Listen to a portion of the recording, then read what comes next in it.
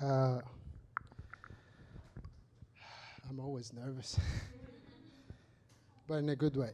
So before I'm going to start, I want you guys to understand something that I need your grace.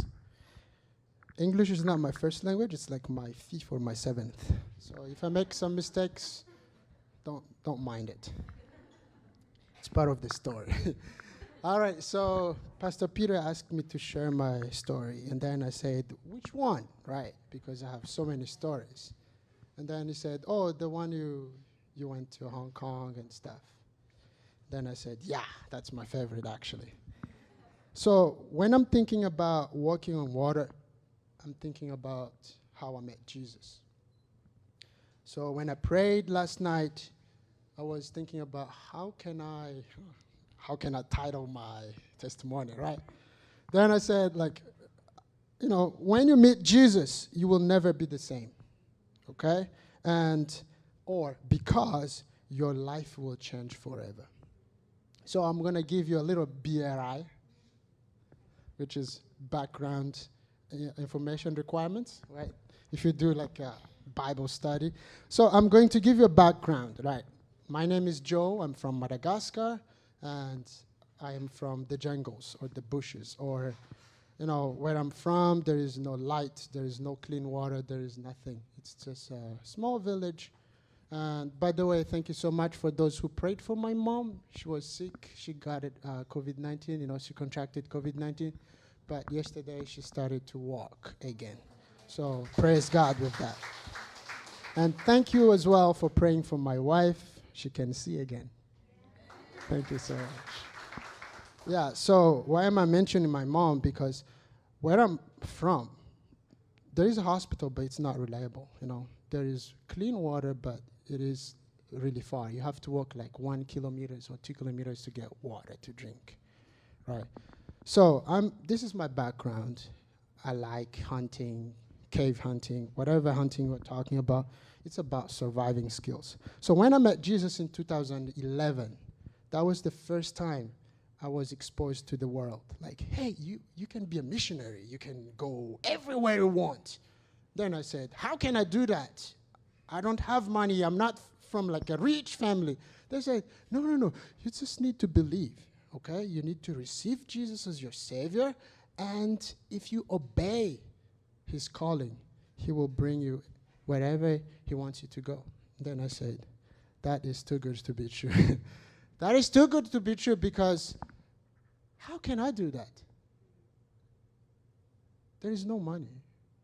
If there is no money, how can you walk from a point A to a point B without money in the world that we are living today?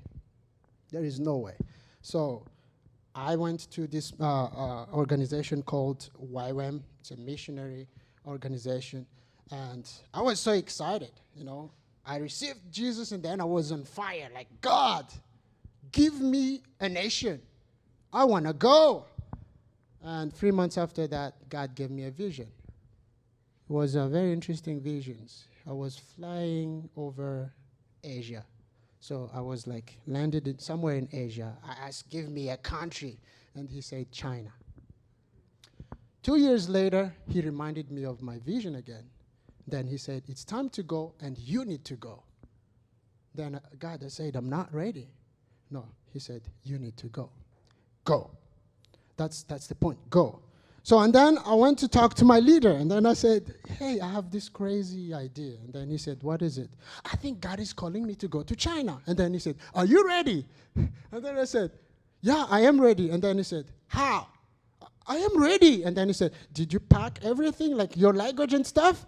And then I said, no, there is nothing. I cannot do that. And then he said, go back and do that.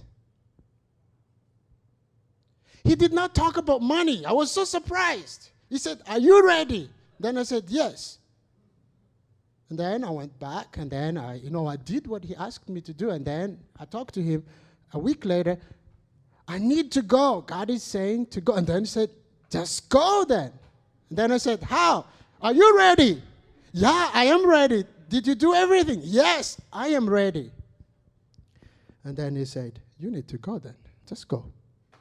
And then I said, how? Just go. And God gave me a wisdom to share my story to my friends. Then I said, hey, you know what?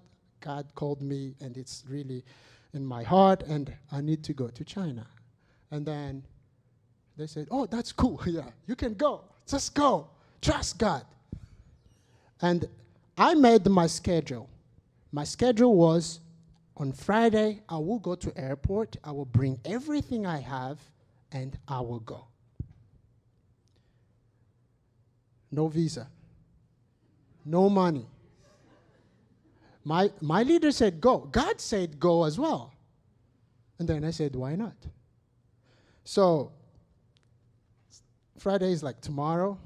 The night before that, I got an email. The email was like, Joe, I've been praying. I think God told me something.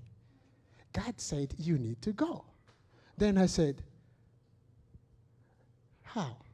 At the end, like in the middle of the email, it says, I attached your flight ticket to Hong Kong, so tomorrow you need to go.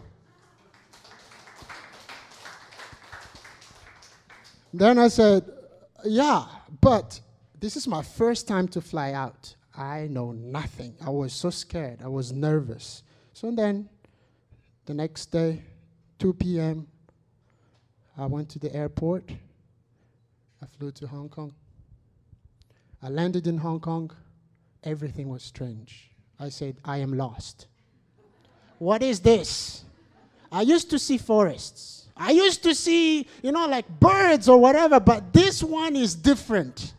What is this? And, I was about, pass through the checking, and then the policeman looked at me, and then he said, sir, where are you going? And then I said, I'm going to Hong Kong. I like smiling. It was like impressing him, like, I'm going to Hong Kong. Then he said, do you know where is Hong Kong? I think I'm in Hong Kong, right? Oh, okay. Give me a moment. He picked up the phone. He gave a call. After 5 minutes, I was arrested. When I was arrested, and then I said, what's going on? Just follow me. I followed him. I was detained for 4 hours. During those 4 hours, I had no connection to the outside world. They were like asking me questions. They checked everything I have, my documents and everything. I did not have what they wanted. What they wanted was, do you have money? I said, no. Do you have visa? I said, no. Do you have the address where you go? I said, no. And then they said, why? Why are you doing here? Why do you come to Hong Kong? And then I said, my final destination is Taiwan, so Hong Kong is not a problem. And then they checked my pocket. I had like $50 US. And then they said, are you crazy? That $50 US, that was from my leader, by the way. He said, okay, this is what I have and go. So that $50 US, they said, are you crazy? In Hong Kong, you can finish this in 5 minutes. So what are you doing here? And then I said, I am here because I'm on a mission, I want to go to Taiwan. Hong Kong is not a problem. Just give me 14 days visa and then I'm good.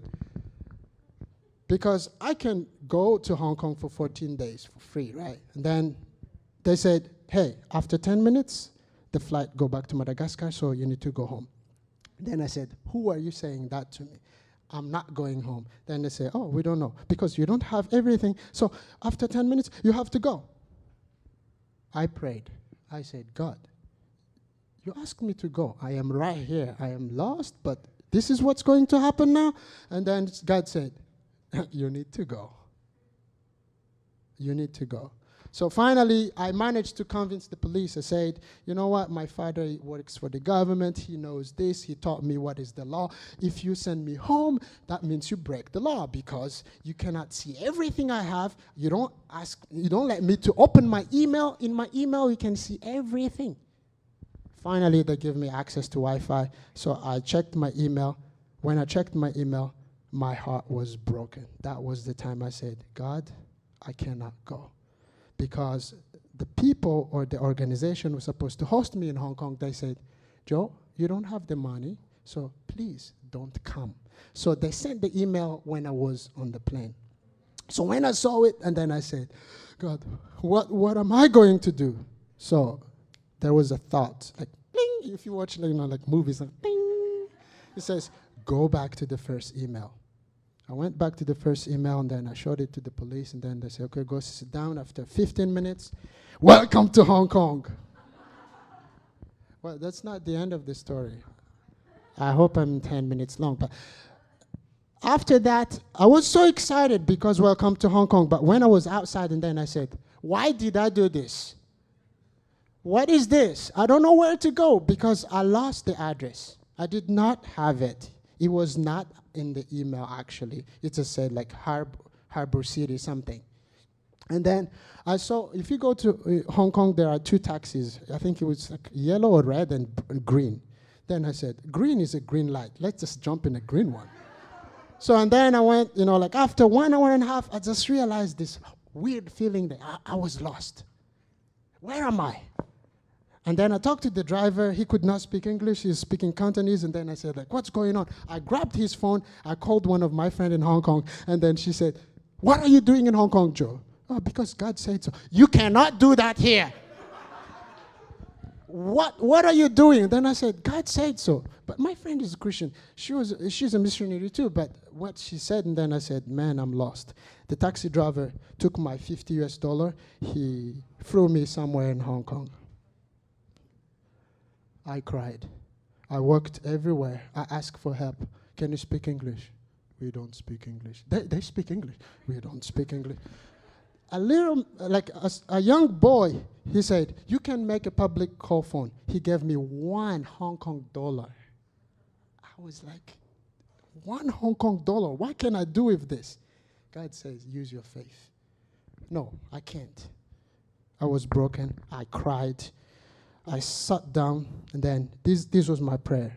God, I will never see my family anymore. I will not get married. I will be lost in this city forever. And thank you. I cried. Something happened. That's where I met Jesus in Hong Kong. There was empty in front of me, but something happened. There was a stand, and there was a woman. She came to me, and she said, why are you crying? In Cantonese, my ears were open. I understood Cantonese, my friend. She could not speak English, but somehow she spoke Cantonese, I understood. I spoke English, she understood. She said, stop crying. Look at this picture.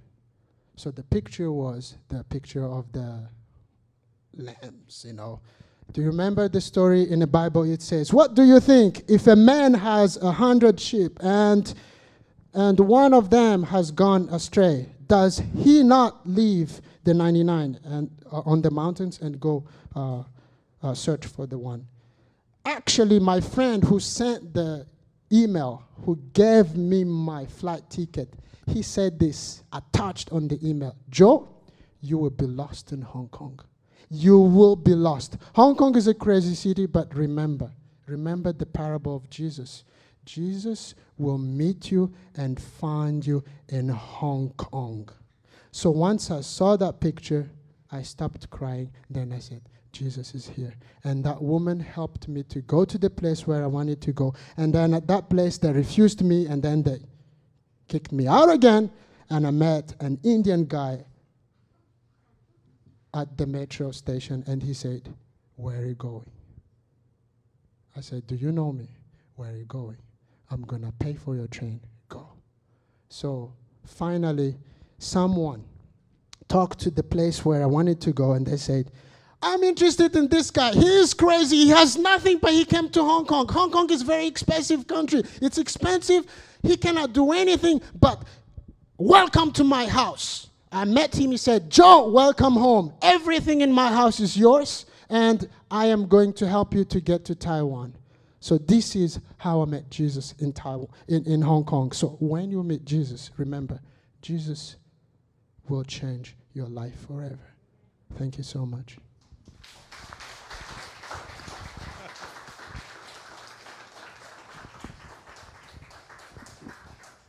I think we can just close right now. Wow. Wow. Let's pray. Lord Jesus, you are amazing.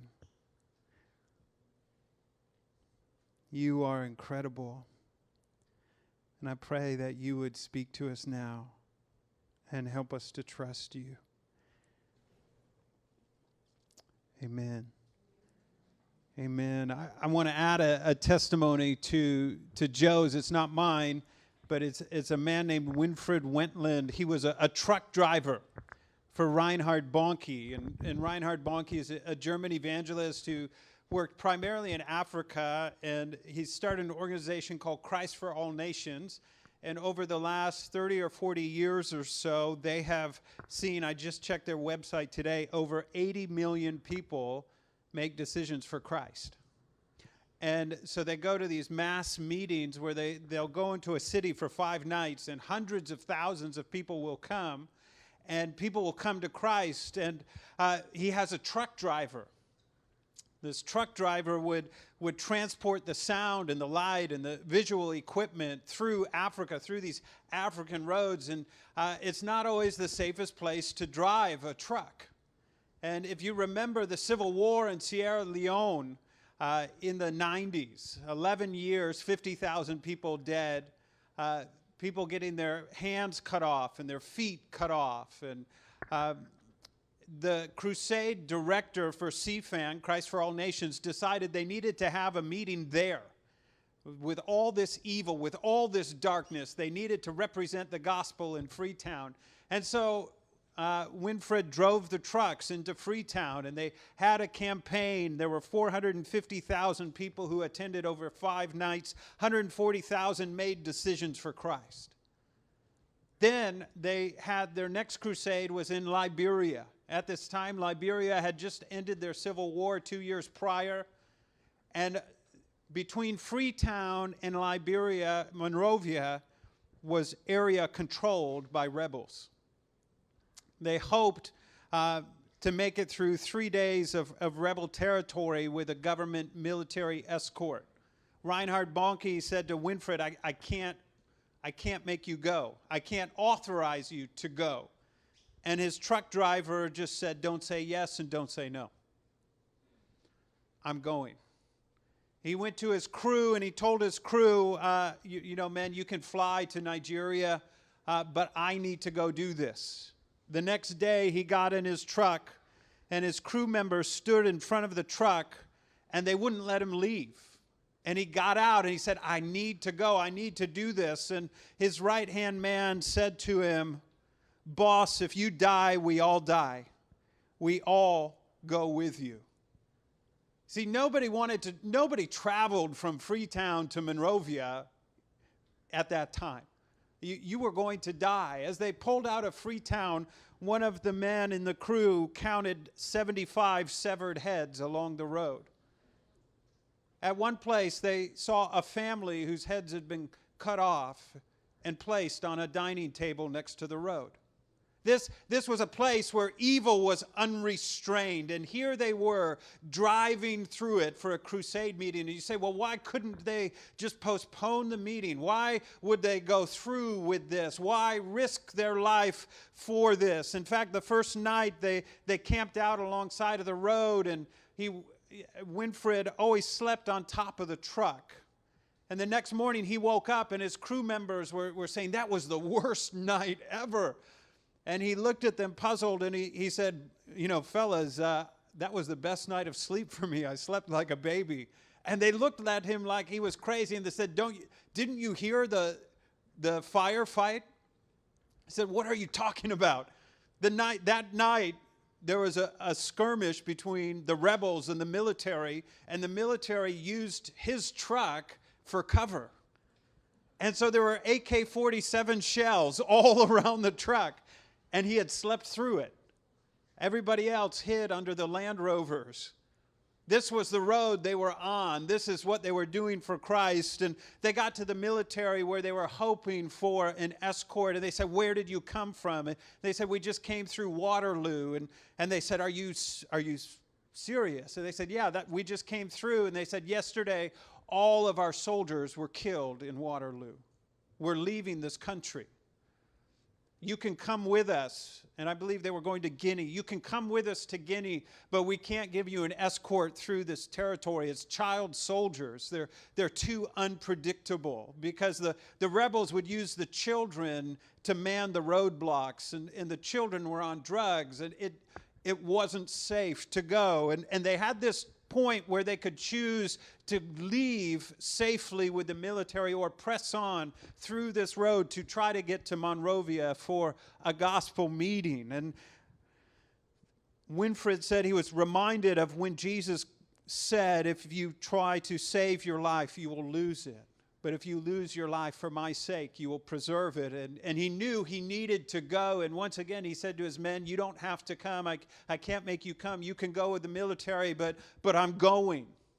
And again, the crew went with him. 5 miles down the road, they were stopped at a rebel checkpoint. They got through that one. 10 miles later, they get stopped at another one, pulled out of their vehicles, and they watch as other people are pulled out of their cars, stripped naked, beaten, robbed, and chased into the forest. They were able to get back in their truck and make it through that territory. As they're driving through the mountains between Sierra Leone and Monrovia and Liberia, the truck slides off the road and gets stuck in rebel-held territory. You can imagine the tension they felt, the fear they felt, and why were they doing this? All because Jesus said, "I want you to go," and he knew he had to go. Well, a couple trucks of soldiers came along, and they got the truck free. They made it to Liberia. They made it to Monrovia. 600,000 came over 5 nights, and 180,000 people made decisions for Christ. God gave a truck driver a mission that led him through perhaps the darkest, most evil roads in all of the world at that time. But on the other side of that journey, there were 180,000 people who made a decision for eternal life. Following Jesus will lead you through painful, frustrating, dangerous circumstances, but it will also lead you into a revelation of who he is and what his power is so that others may come to know Christ. In this story, Jesus has just finished healing, or he's been teaching. He fed the 5,000, and it says he made his disciples get into the boat and go to the other side while he dismissed the crowd. Then he went up on the mountain to pray, and when evening came, the boat was out at sea, and he was alone in the land. And he saw that they were making headway painfully, for the wind was against them. And about the 4th watch of the night, he came to them walking on the water. Now, this is normally a 2-hour journey. You can row across the Sea of Galilee in 2 hours. The 4th watch of the night is between 3 a.m. and 6 a.m. And so for these professional fishermen who are used to handling a boat, what is normally a 2-hour journey has now become a 9 to an 11-hour ordeal. They are in the middle of the lake. Now, what's interesting to me is it says that he made his disciples get into the boat and go. My guess is the weather was bad, because it says they were making headway painfully. They were rowing into the wind. They weren't making progress. In 9 hours, 11 hours, they had only made it halfway. And I imagine that the weather was not great in the beginning, and they probably said to Jesus, "Look, let's just wait till the morning. This is going to be difficult. It may be impossible," but Jesus made them go. He made them go into a situation that was frustrating, painful, confusing, difficult. I mean, have you ever tried to drive somewhere and it's normally a 2-hour trip and it takes you 9? Chinese New Year weekend? Right? What happens when you're in that situation to your anger level with anybody in the car with you? right? Any mild mistake, you can be, there's a volcano that explodes, right? Everybody's on each other. Everybody's frustrated and upset. This is probably what the disciples were doing. They're so frustrated, so angry. Why did Jesus put us in this situation? And Peter, row, man, row. Jesus put them into a situation where they faced confusion, difficulty, pain. And then it says, he came to them walking on the sea, and he meant to pass by them. I don't know why it was his intention to pass by, but he was just going to walk on by. So they're in this place of pain, and what is he doing? He's giving them revelation of who he is. He's showing them that he has authority over the laws of physics. He has authority over water. He has authority over wind. He has authority over the situation. Without the pain, without the confusion, without the difficulty, they would not get the revelation of who Jesus is.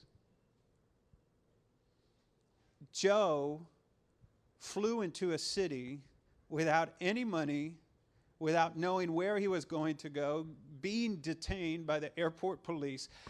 And there was something that Joe learned about Jesus that he could not learn with money in his pocket. There was something about Jesus that Joe learned that he could not learn with a friend there to pick him up at the airport.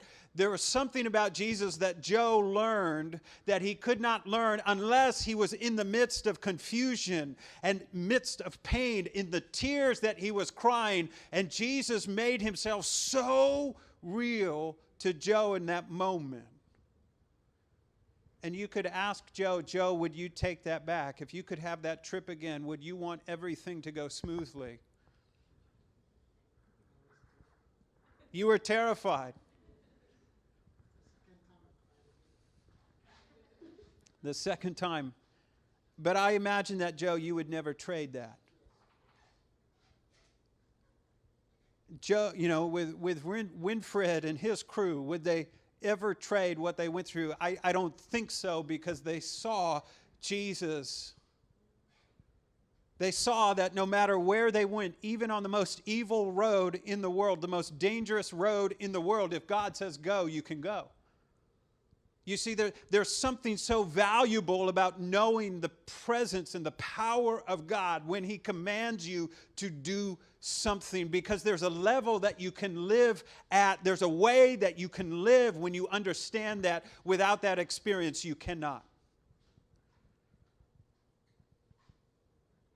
They cry out. They're terrified that it's a ghost. Sounds kind of Taiwanese, doesn't it? And Jesus immediately says, take heart, it's I. It is I. And this is, it is the I am who I am. He's revealing himself as God. Don't be afraid. They're terrified, they're frustrated, they're confused, but the presence of Jesus is with them, and suddenly it's okay.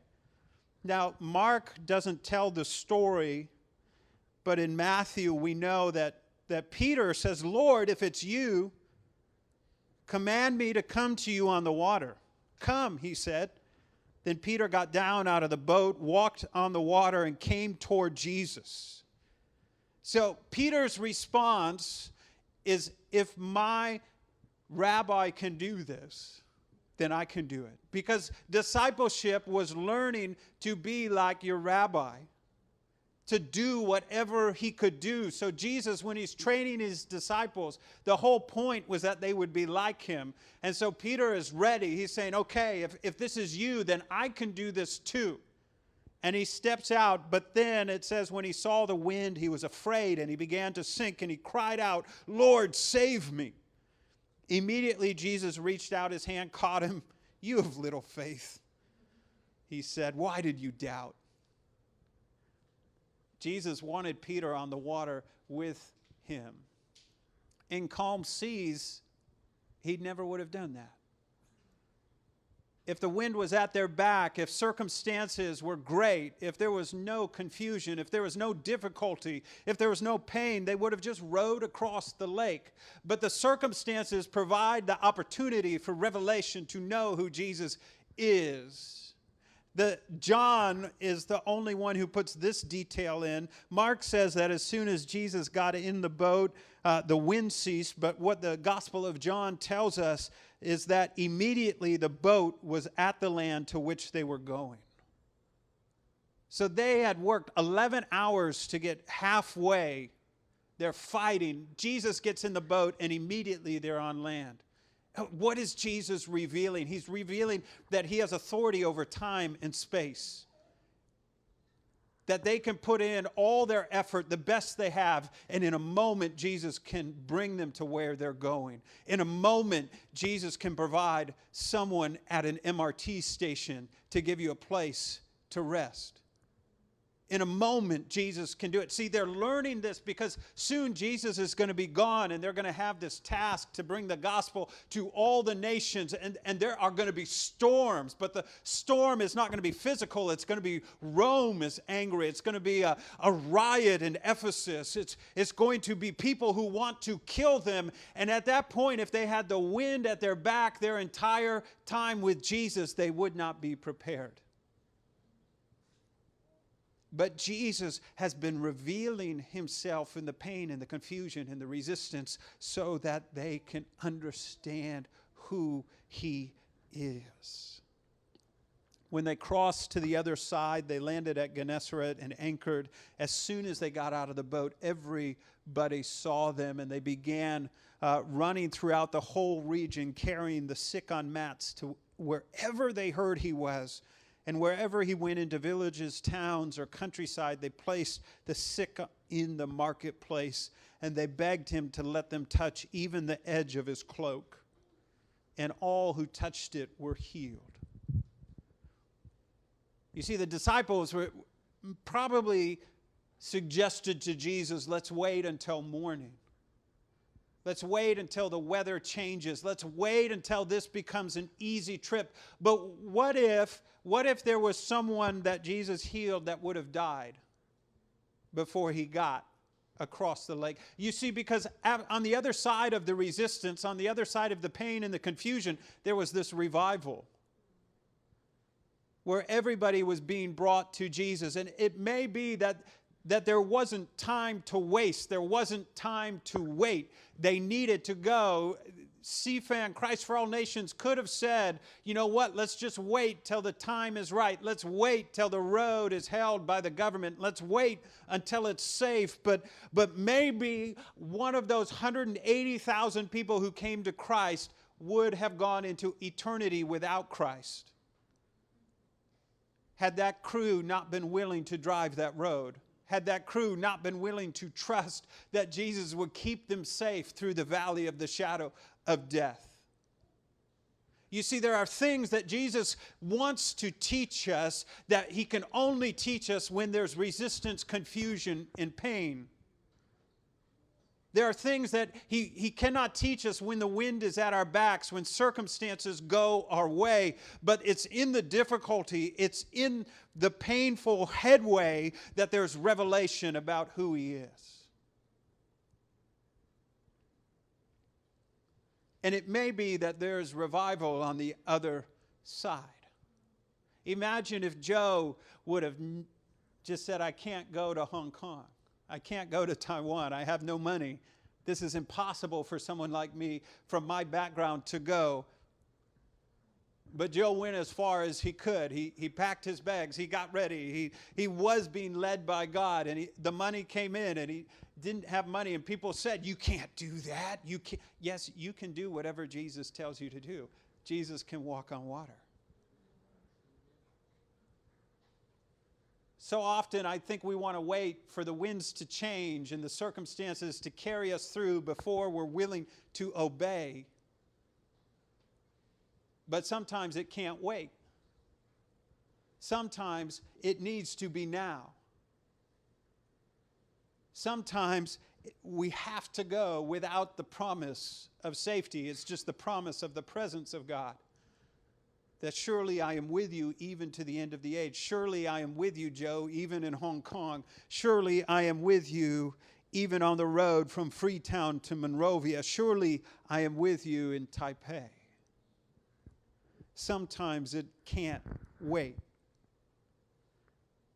Well, where does this leave us? Because, probably you're not going to have to drive a truck through rebel-held territory. And you don't have to row a boat across the Sea of Galilee. And you probably aren't going to go to Hong Kong without any money. But what does this mean for you? Well, here's one thing is change the way you see resistance in your life. Change the way you see resistance. Do you get angry when the wind is against you? When your boss is against you?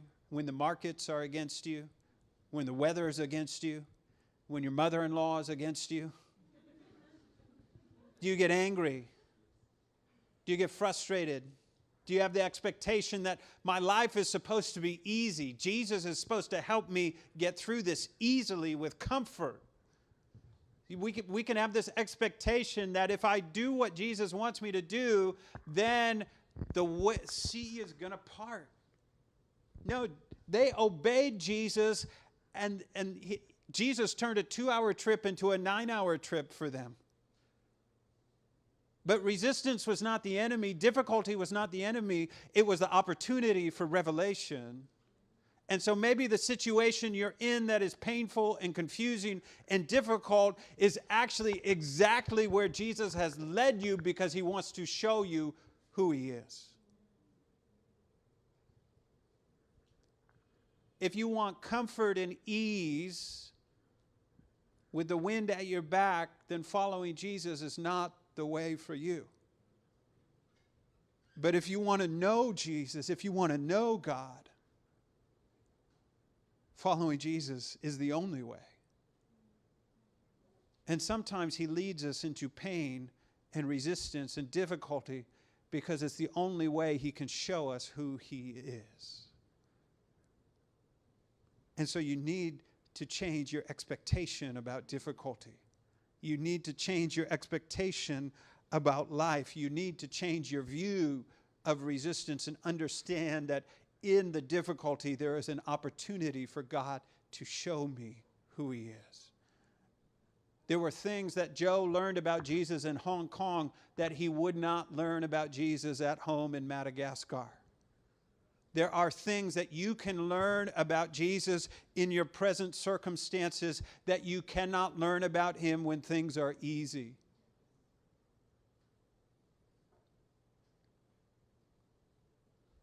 The next thing you can do is ask for the revelation. If you're in those difficult experiences and you're saying, okay, Jesus, I am here. Where are you? I am in Hong Kong. Where are you? Where is your presence now? Jesus, what do you want me to learn through this? What do you want to do in this situation? And what if the soul of your coworker is more important than if you're project manager or team leader?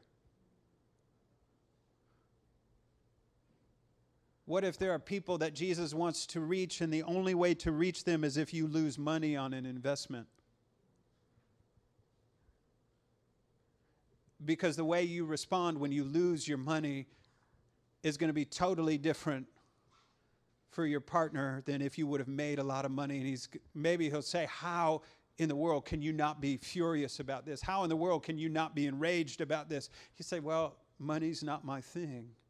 Jesus is. And no matter what, he's with me. What if Jesus wants you to lose money so you can share the gospel with someone who would not believe otherwise? Would you be willing to lose the money? Would you be willing to be serving on the team rather than leading the team? Would you be willing to stay in your job that you really, really don't like because you're the only Christian witness in that place? And if you leave, there is no witness? And so God says, I know it's painful for you. I know it's difficult for you. I know you don't like it. I know you have a dream in your heart and this is not it. But I want you in this place because I'm going to show you who I am through it, and I'm going to be with you through this. What if you didn't try to save your life, but you were willing to lose it for Jesus? Ask for revelation. Another thing you can do is invite yourself to the miracle. Peter invited himself to the miracle. He saw what Jesus is doing. He says, okay, Jesus, if it's you, I want to walk on water. Joe invited himself to a miracle by going to the airport with $50 in his pocket. You can invite yourself to a miracle. We don't need miracles if all the resistance we face is disagreement over what to order from Food Panda and what to watch tonight on YouTube. You don't need a miracle for that kind of life. But it's a life where you're wrapped up in the mission of God and knowing that your life is so short. It's going to be over in a minute. I saw a meme the other day, yesterday maybe it was, and it was this picture of Will Smith, if you know Will Smith. And it said, I realized that people talking about the 90s today was like people in the 90s talking about the 60s. I didn't realize how old I was until I realized that in the 90s, the 60s seemed like a different world. And now, the 90s, to people who didn't live through it, is a different world. And soon, it's going to be the 2020s. And then you're going to be gone. Your life is a vapor. It's over. And Jesus gives us the opportunity to live for something meaningful, to be involved with him on his mission. And sometimes it means you go to the airport without money. And God does miracles. Why? Joe wasn't going on a tourist trip. He wasn't going for a vacation. He was going because God had called him to be the light here in this city. God called him to this area, and so he went. Winfred wasn't driving from Freetown to Monrovia for a good time, for an adventure. He was doing it for the gospel. And there are gospel activities that we can be a part of. But the problem is that we stand on the shore and we look at the waves and the wind, and Jesus says, go. And we say, Jesus, let's wait until morning when the weather is good. Jesus doesn't wait until morning. Jesus doesn't wait until the weather is good. There are times where Jesus says, no, it's now or never. It's go or don't go. And you know, Jesus doesn't stop loving us if we don't go. If Joe would have said, man, I can't do it, I don't have the money, Jesus wouldn't have stopped loving Joe. But if Jesus wouldn't, if Joe wouldn't have said yes, if he would have said, I need to wait until I have enough money in my bank account like a sensible person, I need to wait until God gives me $5,000 until I go, Joe would not be here right now. He would have never come. Because God wasn't going to do it that way. He just said, Joe, go. And I'm not saying that you need to go to the airport right now. That's not the application point for this sermon. What Joe responded to was the voice of God who told him to go, who said, get in the boat and go. God may be telling you to take a job that you don't want to take. He may be telling you to move to a country you don't want to move to. Maybe he'll say, I want you to go home and take care of your aging parents. And you're saying, no, I don't want to do that. I'm going to ruin my career if I go. And God has said, no, I want you to honor your father and your mother and take care of your parents. And it's like stepping in that boat and going. Or maybe he's saying, I want you to stay and teach English. And you're saying, God, I have a master's degree. I don't teach English. And he's saying, no, I want you to teach English. There's something here for you in Taipei.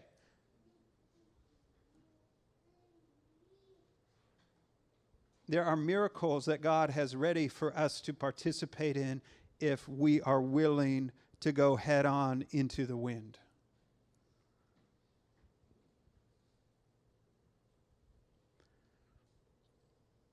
And maybe there's something as the worship team comes up.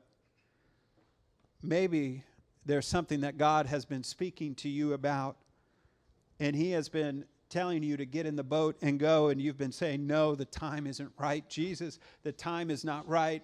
Soon, but not now. Maybe today is the day where you need to say yes. Or maybe you just want to make yourself available, and you hear Joe's story, and there's something inside of you that you say, I want that kind of faith. I want to live on that level. Jesus, would you give me that opportunity? And so I just want to take a moment as Deborah plays on the keyboard. You know, we sang this song, Call Me Out Upon the Water. You didn't realize it could be Call Me Out to Hong Kong with no money.